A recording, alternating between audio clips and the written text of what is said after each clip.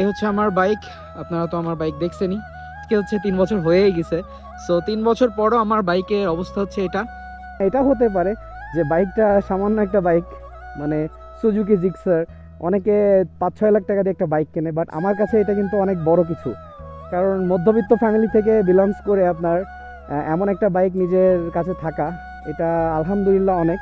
আর আমি পাইছি, এটা আমার কাছে আরও অনেক বড় পাওয়া। অবশ্যই এর ক্রেডিটটা পুরাই আমার ফ্যামিলির, মানে ফ্যামিলিতে যে আমার বোন, ভাই এবং মা আছেন, মানে আম্মু। সো তারা তিনজন আসলে যদি না চাইতো তাহলে আমার এটা কখনোই হইতো না, মানে আমার এই শখটা শখই থেকে যেত। আমার এই শখটা পূরণ করছেও তারা। আর আমি মোটামুটি তার জন্য হ্যাপি। আমার এক্সপেকটেশন অত হাই নাই। আমি এই বাইকটা এই যে 3 বছর রাইড করতেছি, আমার কোনো অভিযোগও নাই যে, আমার এমন এক্সপেকটেশনও নাই বাসা থেকে প্রেশার দিয়ে আবার একটা আমাকে বাইক কিনে দাও, আমার R15 লাগবে বা কিছু। আমি এই বাইকটা নিয়ে আসলে আলহামদুলিল্লাহ হ্যাপি আছি। এরপর যদি ইনশাল্লাহ কোনো দিন নিজে থেকে ইনকাম করি, দেন তখন আমি এই বাইকটা চেঞ্জ করব। তাছাড়া আমার বাইকটা চেঞ্জ করার কোনো ইচ্ছাই নাই। আর যদি মোটো ব্লগিংয়ের কথা বলেন, এই যে হচ্ছে আমার মোটো ব্লগিং সেট আপ। বোঝা যাইতেছে কিনা জানি না, যাইতেছে হয়তো বা। এই হচ্ছে আমার মোটো ব্লগিং সেট আপ। সো এই সেট আপ নিয়েই মোটামুটি আমি ভিডিও করতেছি। আর আলহামদুলিল্লাহ কোয়ালিটিও তো আপনারা দেখতেছেন কেমন কি পাইতেছি। প্লাস্টিক পেইন্ট অতটা খারাপ তা না, এটা আমি বলবো না। ব্ল্যাক জিনিস একটু তো দাগ হবে বা কিছু, সেই হিসাবে আমি যত্নে রাখি। মোটামুটি আমার বাইকে ওইভাবে কোনো দাগ টাগও হয়নি, ওভারঅল ভালোই আছে।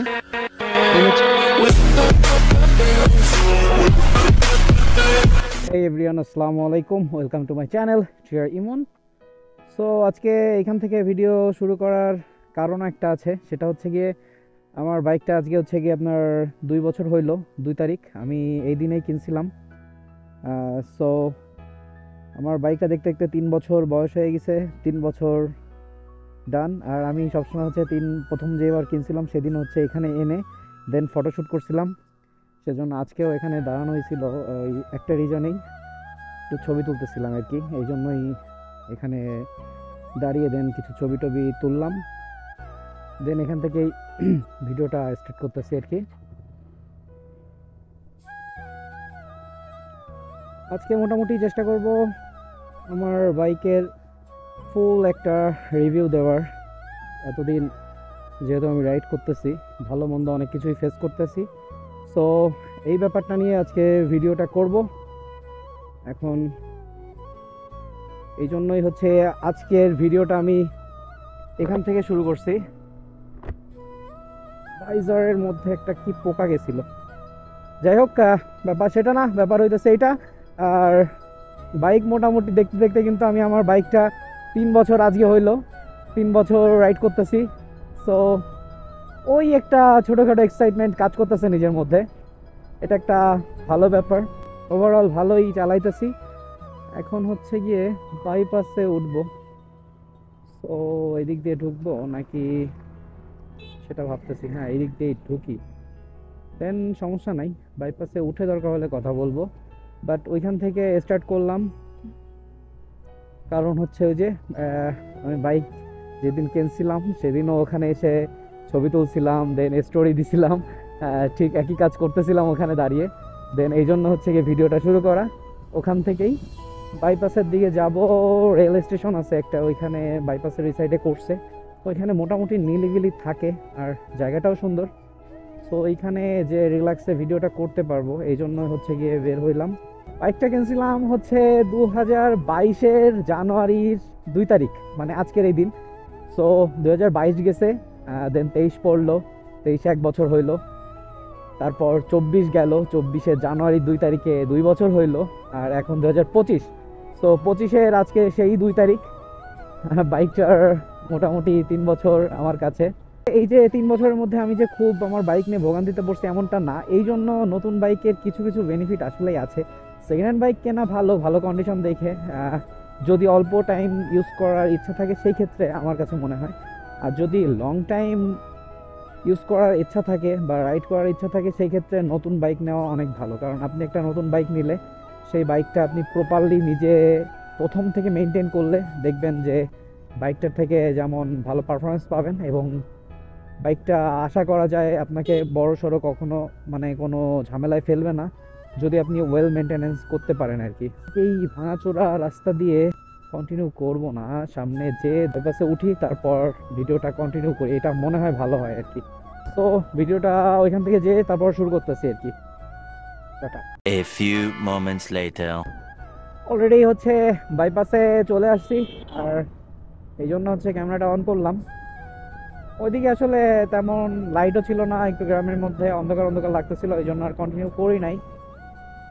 আর এখন হচ্ছে বাইপাসে আছি আর যাইতেছি, ওই যে বললাম এইদিকে হচ্ছে একটা রেল লাইন করছে, রেল স্টেশন আছে, ওইখানে নর্মালি ফাঁকা থাকে, ওই রোডটাও সুন্দর লাগে আমার কাছে, নিলিবিলি থাকে, এই জন্যই আসলাম। এখন দেখা যাক কি অবস্থা ওইখানে যে, তারপরে আপনার এই যে আমার বাইকের প্রপারলি আমি ইউজার রিভিউ বলেন বা রাইডিং এক্সপিরিয়েন্স বলেন সব কিছুই আজকে শেয়ার করব। দেন আমার এই মোটর ব্লগে আসাটা কিভাবে, এটাও আমি আজকে শেয়ার করব। এটা আমি কখনো বলি নাই, বা আমার মোটর ব্লগিং সেট আপ এইগুলো নিয়ে ছোট ছোট ভিডিও দেখছেন। আর ভিডিও আজকে মোটামুটি আমি প্রপারলি একটা ভিডিও করতে চাচ্ছি আর কি, এই জন্য একটু নিরিবিলি জায়গায় যেতে চাইছিলাম। আর অলরেডি চলেও আসছি, ডানে ঢুকলেই হবে। এই যে পড়লো না, আমার কিছু না। এখানে এই যে একটা রেস্টুরেন্ট লাস্ট দেখছিলাম যেদিন আসছিলাম, ওপেনিং করছে, জেনজেট ক্যাফে। যাই হোক, এই যে এই সেই রাস্তা, এখানে মোটামুটি সবসময় ফাঁকাই থাকে, এই জন্যই হচ্ছে আসা। ফাঁকা আছে কিন্তু এইখানে, ও আচ্ছা ঘুরতে আসছে মেবি। যাই হোক, আমি তো একাই আসছি। না না, আমি একা আছি নাই, আমার বাইকটা নিয়ে আসছি। সো এটা হচ্ছে ব্যাপার।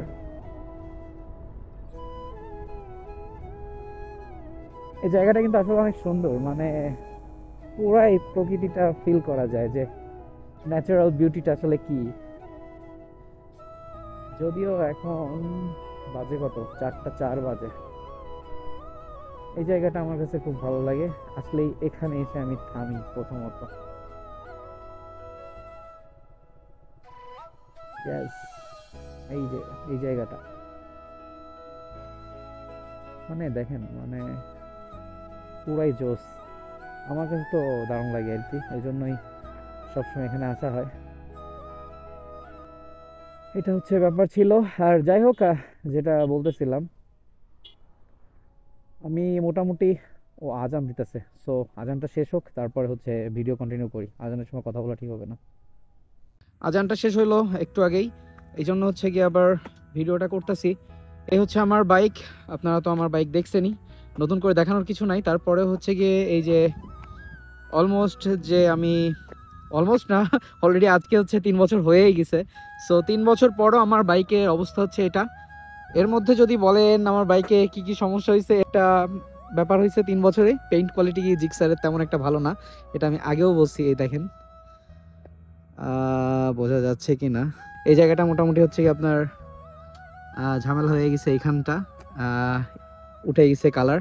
দেন স্টিকার লাগাইছিলাম, স্টিকারের সাথে আবার উঠে গেছে, দেখি আবার ঠিক করব। এটা হচ্ছে মানে পেইন্টের অবস্থা। তাছাড়া কিন্তু ওভারঅল পেইন্ট যে প্লাস্টিক পেইন্ট অতটা খারাপ তা না, এটা আমি বলবো না। ব্ল্যাক জিনিস একটু তো দাগ হবে বা কিছু, সেই হিসাবে আমি যত্নে রাখি মোটামুটি। আমার বাইকে ওইভাবে কোনো দাগ টাগও হয় নাই, ওভারঅল ভালোই আছে। এই হচ্ছে অবস্থা আমার বাইকের লুকস যদি বলেন, এই যে এটাই চেষ্টা করি আসলে যেটুকু যা যত্নে রাখার। এই হচ্ছে অবস্থা বাইকের।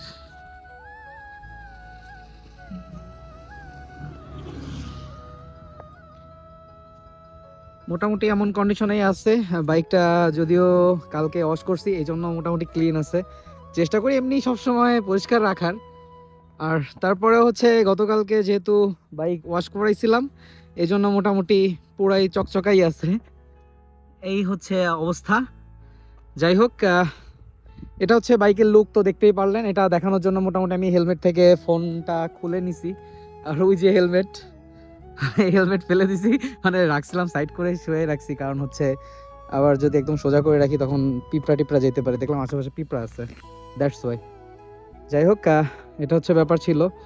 আর এখন হচ্ছে ক্যামেরাতেই যাই, মানে মোটো ব্লগিং সেট আপে যাই, তারপর আপনাদের সাথে কথা বলতেছি আর কি। আর বাইকের ওভারঅল লুক তো দেখাইলামই। এটা হচ্ছে এখনকার বর্তমান অবস্থা আমার বাইকের আর কি। ও দেন আর একটা ব্যাপার, এটা দেখাইতে ভুলে গেছিলাম।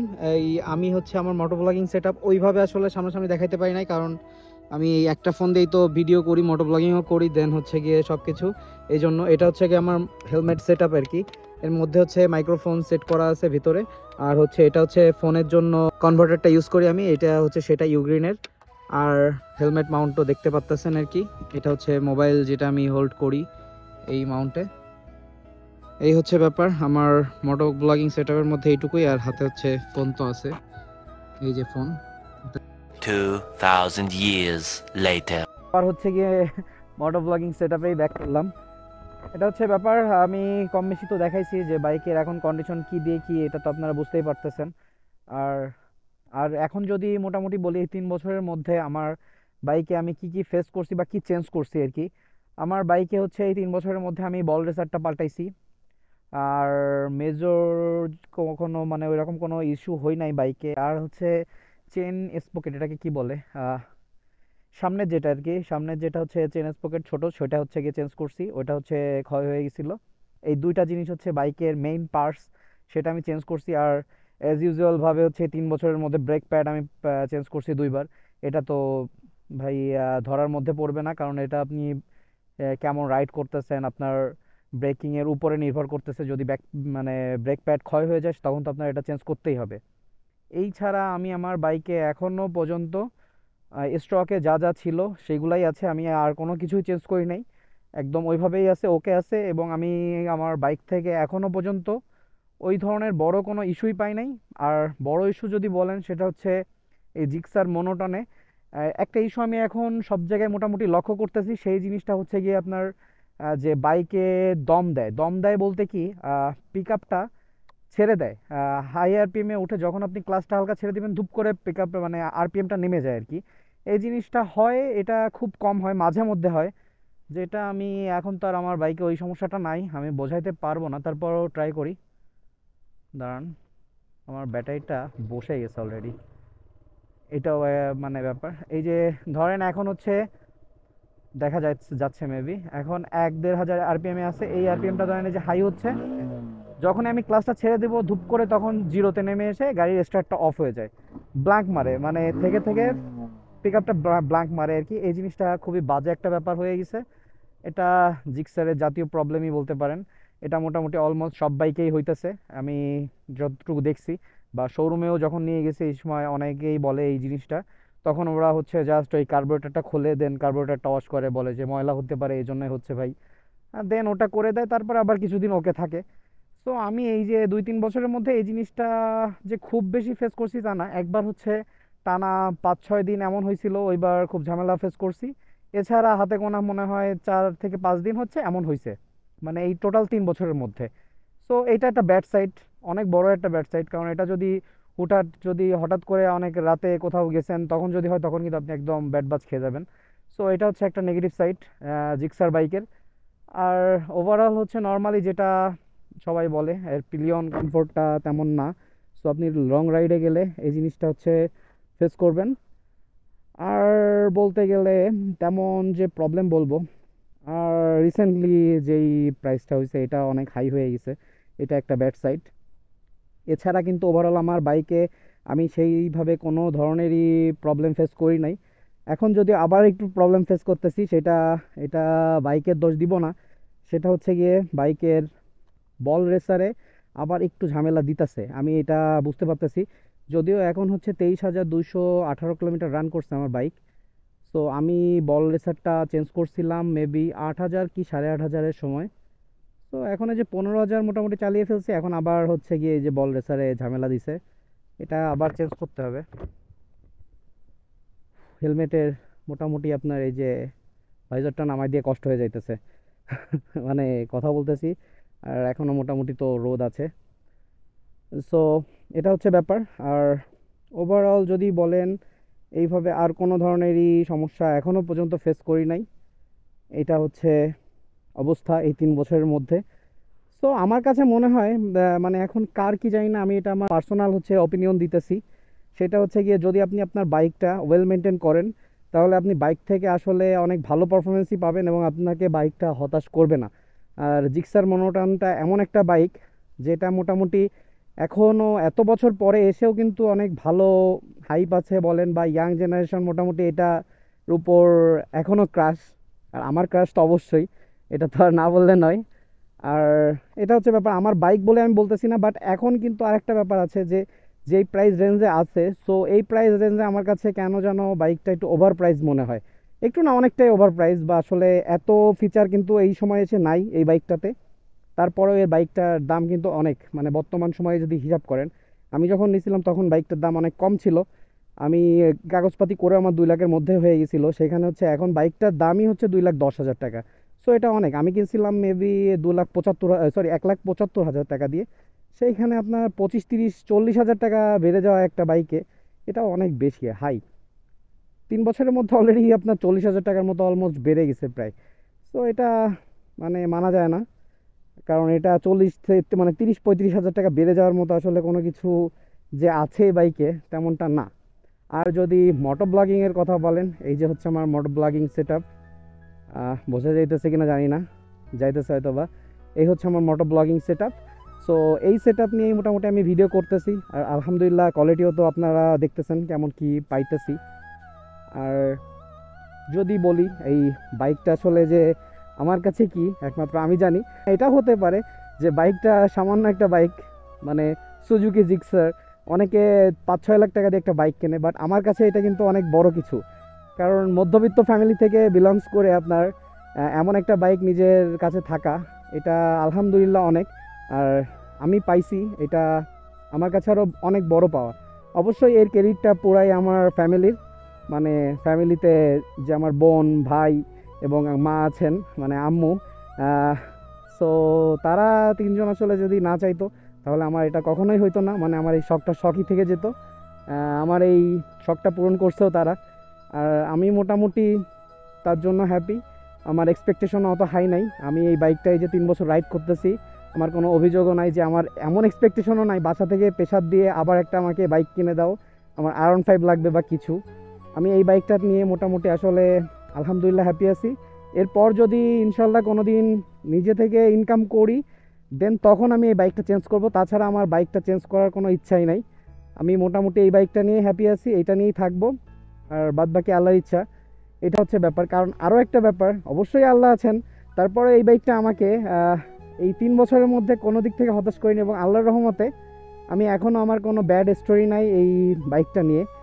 কারণ ব্যাড হিস্টোরি নেই এটা বলতেছি এই কারণে, কারণ অনেকে আছে বাইক কেনার পর অ্যাক্সিডেন্ট করে বা কিছু। আমি আল্লাহর রহমতে এই 3 বছরের মধ্যে আমার মানে কোনো ধরনের এই রকম ধরনের কোনো সমস্যাই হয় নাই। অবশ্যই আল্লাহ আছেন, এই জন্যই হয় নাই। তারপরে মোটামুটি এই বাইকটাও আমাকে ভালো সাপোর্ট দিছে, এটা আমি অস্বীকার করব না। যতই বলি শেষ হবে না, আর ভিডিওটা অনেক বড় হয়ে যাইতেছে, অনেকে বোরিং হয়ে যাবেন, কিন্তু আজকে ভাবলাম কিছু শেয়ার করা উচিত, এই জন্য হচ্ছে বলে ফেললাম। তেমন কিছু আসলে বলার নাই, অনেক কথাই বলে ফেলছি, জাস্ট একটা বাইক দেখাতে দেখাতে অনেক কথাই বলা হয়ে গেছে। এইটা হচ্ছে ব্যাপার ছিল। আর কন্টিনিউ ভিডিও করা, এটাও ইনশাল্লাহ চেষ্টা করতেছি এবং করব। মানে এই বছর আমি চেষ্টা করব, একটা বছর তো চেষ্টা করে দেখি, আর আপনারা যদি সাপোর্ট করেন তাহলে ইনশাল্লাহ ভালো কিছু হতেই তো পারে। সো আমি জানি যে আমার কাছে যতটুকু আছে এটা এনাফ, মানে আমার ভিডিও কন্টিনিউ করার জন্য। তো আমি আমার লাস্ট চেষ্টাটা আমি করব, আর দেখি কী দিয়ে কী হয়। অনেক ফাস্ট হয়তো বা কথা বলে ফেলতেছি, আর মানে আমার তো আসলে কোনো কিছু যে কনসেপ্ট আছে যে এইভাবে এইভাবে বলবো এটা না, পুরাই যেটা মনে হইতেছে সেটাই বলতেছি, শেয়ার করতেছি আপনাদের সাথে। এটা হচ্ছে ব্যাপার ছিল। যাই হোক, এখানে আর ওয়েট করব না, আস্তে আস্তে যাই, সামনের দিকে আগাই, আর আপনাদের সাথে কথা বলতে বলতেই যাই। তো আমি বলবো, যদি কারো ইচ্ছা থাকে এই বাইকটা নেওয়ার, সে নিতে পারেন। কারণ এই বাইকটা আমার কাছে মনে হয় আপনাকে ওইভাবে হতাশ করবে না। সো সেই ক্ষেত্রে হচ্ছে নতুন বাইক আমি রেফার করব, যে নতুন বাইক নেওয়াই বেটার।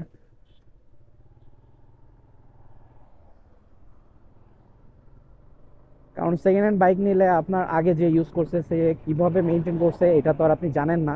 সো তখন বিভিন্ন ধরনের সমস্যা আপনি কিছুদিন ইউজ করার পর থেকে পাওয়া শুরু করতে পারেন, এই জন্য বললাম। যাই হোক, এটাই হচ্ছে বিষয় ছিল। মনে হয় ওভারঅল অনেক কিছুই বলছি। আর এই যে আমার বাইকটা নিয়ে বলতে গেলে অনেক কিছুই বলার আছে, আর এত কথা বলে আমি এই ভিডিওটা অলরেডি অনেক বড় করে ফেলছি, আর বড় করতে চাচ্ছি না। সো আজকের মতো ভিডিওটা এই পর্যন্তই। সবাই আমাকে সাপোর্ট করবেন, আর ইনশাল্লাহ আমি 2025 থেকে মানে এই বছর থেকে আবার সেই একইভাবে আগের মতো কন্টিনিউ ভিডিও আপলোড দেওয়ার চেষ্টা করব এবং রেগুলার হওয়ারই চেষ্টা করব। আর বাদ বাকি আপনাকে যদি সাপোর্ট করেন তাহলে আমি ইনশাল্লাহ ভালো কিছু করতে পারবো।